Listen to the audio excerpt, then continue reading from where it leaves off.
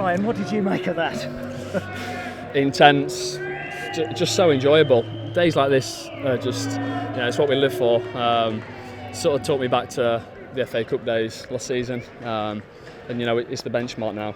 That's the minimum required, and let's keep progressing.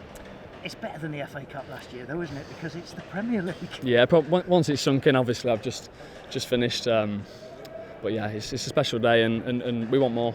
We want more. We're not satisfied one bit. The thing is, let's talk about today's game specifically first of all before we move on generally, Ryan. It's so much hard work out there today. Absolutely, but like I say, that's the minimum required, especially for us boys in the midfield. We come up against world-class opposition, but we want to show that we're more than a match for that.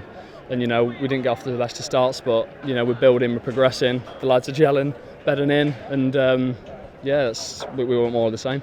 And you're getting used to playing alongside the likes of Remo Freuler in there and Czech today, or it might be Oral, but so that the understandings, I suppose, are coming now.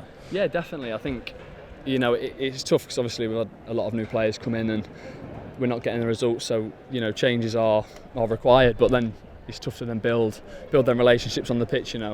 Sort of the partnerships I've built have taken 5, 10, 15 games to sort of peak, and you are seeing that now, but we know it's a fantastic victory, but we're not satisfied. I know it's a special moment for Taiwo Awoniyi 10 minutes into the second half, but that was a special moment for the whole team, wasn't it? I was sniffing right behind him as well, so if he wants happening, I think I was. But no, he keeps coming up with big goals for us when he plays, and he knows he wants to improve on his game like the rest of us. But no, I'm so pleased for him. But he's a team player. You can see that running the channels. We just kept telling him, if you're shattered, just give everything. Don't let up. Someone else will come on, and like I say, the boys who come on were fantastic. Wazza coming on and doing such a good shift for the team, and it's tough for him at the moment, but he's an unbelievable team player and a great character. So now it just shows the belief in the togetherness in the group.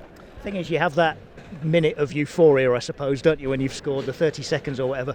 Then you know that for the next 35, 40 minutes you're going to have to put so much effort in. Yeah, exactly that. Yeah, you're like, come on, but then you're thinking, God, I've got to concentrate even more, run even more, but it's so worth it for everyone connected. We know the history behind the game. The manager kept telling us before the game, obviously the likes of me, Joe Brennan, we know that anyway, but to some of the new lads, they probably thought, wow, this is something special, and if we can continue to build and progress on this, then we'll just see what happens. Did you sense that in the crowd? I mean, the atmosphere is always brilliant, isn't it? But did you sense that today, because it's Liverpool, because of all that history, that there was a bit more to it? Yeah, absolutely. There's just always that special little thing when one of the big teams come to the City Ground. That sort of underdog mentality, even though we don't want that, but that's where we're at the minute.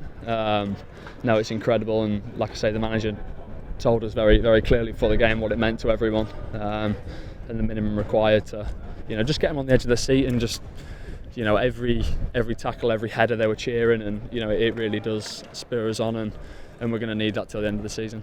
You almost got a second late on. It was a good save.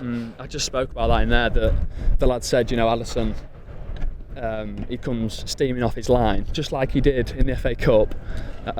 So it dropped to me. I thought, I'll let it bounce. He come rushing out. I thought, right, I'll lift it. I lifted it, and he still saved it. So I don't know. It just shows the quality, though, doesn't it? And then they get 2 chances at the end.